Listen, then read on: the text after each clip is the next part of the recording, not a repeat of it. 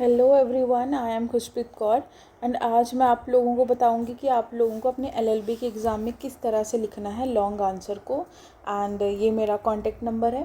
अगर आप लोगों को किसी भी सब्जेक्ट के हैंड रिटन या टाइप्ड नोट्स चाहिए तो आप मेरे को कांटेक्ट कर सकते हैं। अब हम लोग स्टार्ट करते हैं। देखो, बहुत ईजी है। ठीक है, मतलब स्टूडेंट्स पूछते हैं कि मैम कैसे लिखे एग्ज़ाम में, कैसे ना लिखे। देखो, बहुत इजी है। अगर आपने पढ़ा है तो आप उसे बहुत अच्छे से इंट्रोडक्शन लिख दो पहले।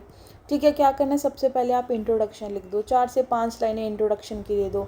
फिर आप डेफिनेशन लिख दो। फिर आप सेक्शन नंबर लिख दो कि उसमें कौन सा सेक्शन नंबर आएगा। फिर आपसे जो क्वेश्चन पूछा गया आप उसका फ़्लो चार्ट बना दो बहुत अच्छे तरीके से। फ़्लो चार्ट बनाने के बाद ये जो भी आपने यहाँ पर लिखा है आप उसका हेडिंग बनाकर उसे 2 से 3 लाइनों में क्या कर दो, एक्सप्लेन कर दो। ठीक है, फिर ऐसे ही आपको, ये आपके ऊपर डिपेंड करता है आपको 4 पॉइंट्स लिखने हैं, 5 लिखने हैं कि 6 लिखने हैं। ठीक है, अगर लॉन्ग क्वेश्चन है, अगर आप लॉन्ग आंसर अटैम्प्ट कर रहे हो तो मैं आपको कहूँगी कि आप 4 से 5 पॉइंट्स तो ज़रूर लिखो एंड फिर उसको एक्सप्लेन करो। ठीक है, एंड यहाँ पर आपके सेक्शन नंबर भी आ सकते हैं। ठीक है, तो यहाँ पर आप सेक्शन नंबर भी लिख दो कि ये वाला सेक्शन इसके बारे में बात करता है, ये वाला सेक्शन इसके बारे में बात करता। फिर उसी सेक्शन को हेडिंग की जगह फिर आप क्या लिख दो, सेक्शन नंबर लिख दो, सेक्शन नंबर 4 डील्स विद ये एंड ये इस चीज़ के बारे में बात करता है। तो आप ऐसे भी लिख सकते हैं। सारे पॉइंट्स को एक्सप्लेन करने के बाद आपको लास्ट में लिखना है कॉन्क्लूजन। कॉन्क्लूजन भी आपका 4 से 5 लाइनों का रहेगा।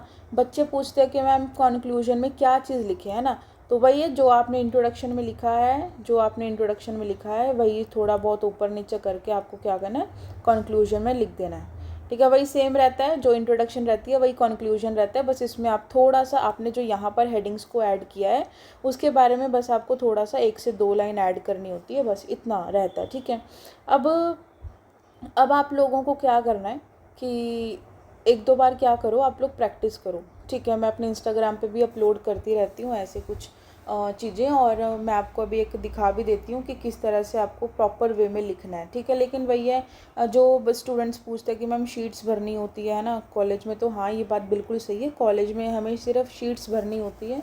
और कोशिश करो कि एक लॉन्ग आंसर में आप 6 शीट्स तो कम से कम भरो।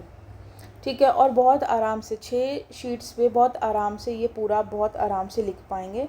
अब हम लोग देखते हैं, एक इसका एग्जाम्पल देख लेते हैं कि आपको अपने एग्ज़ाम में किस तरह से लिखना है। देखो, इम्पॉर्टेंट क्वेश्चन है। ठीक है जी, what is a crime and explain the essential elements of a crime. तो अभी मैं ये समझाने नहीं बैठूंगी, मैं जस्ट आपको एक ओवरव्यू दे रही हूँ कि लिखना किस तरह से है। ठीक है, देख लो अब ध्यान से कि सबसे पहले मैंने इंट्रोडक्शन लिखी। इंट्रोडक्शन में फिर मैंने क्या किया, a crime is an act omission that violates the. ठीक है, एक्ट और ओमिशन, पूरा इंट्रोडक्शन मैंने यहाँ तक लिखा। फिर उसके बाद मैंने क्या लिखी, फिर उसके बाद मैंने लिखी डेफिनेशन। 2 डेफिनेशंस मैंने ऐड कर दी। लेकिन अगर किसी की 2 डेफिनेशन नहीं है, कोई एक ही डेफिनेशन है, तो वही आपको लिखना। फिर अब मैंने इसका थोड़ा एक्सप्लेनेशन किया कि भाई क्राइम का मतलब क्या है, थोड़ा ईजी वे में यहाँ पे लिखा। फिर मैंने बनाया फ़्लो चार्ट। अब ये फ़्लो चार्ट ज़रूरी नहीं है कि आप इसी तरीके से बनाओ, आप किसी भी तरीके से फ़्लो चार्ट बना सकते हैं। ठीक है, और अगर आप लोगों को कोई भी डाउट रहता है ना कि फ़्लो चार्ट किस तरह से बनाएं, कैसे बनाएं, किस तरह से उसमें सेक्शन नंबर ऐड करना है, वो सारी चीज़ें भी मैं आपको बता दूंगी। अगर आपका कोई डाउट है तो आप मेरे को कमेंट करके बता सकते हैं।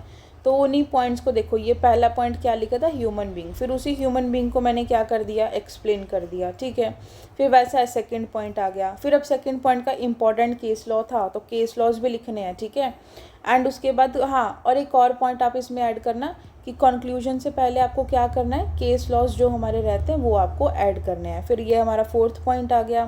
4th पॉइंट के बाद ये हमारा 5th पॉइंट आ गया। लास्ट में हमने कंक्लूजन लिख दिया। बात समझ गए क्या? अगर आप देखो, अदरवाइज़ तो आप इसके साथ ही लिख दो, क्योंकि अगर आप यहाँ पे सेक्शन नंबर एक्सप्लेन कर रहे हो ना, तो सेक्शन नंबर के साथ ही आप उसका क्या लिख दो, केस लॉज लिख दो, इम्पॉर्टेंट। लेकिन अगर वहाँ पर नहीं लिखा तो आप सारे पॉइंट्स को एक्सप्लेन करने के बाद भी केस लॉज यहाँ पर आप क्या कर सकते हैं, लिख लो। यहाँ पर आप क्या कर सकते हैं, ऐड कर सकते हैं केस लॉज को। और बच्चे पूछते हैं कि मैम कितने केस लॉज लिखें, तो एक आंसर में आपको कम से कम 2 या 3 केस लॉज आने चाहिए लॉन्ग में, शॉर्ट में नहीं, मैं लॉन्ग की बात कर रही हूँ।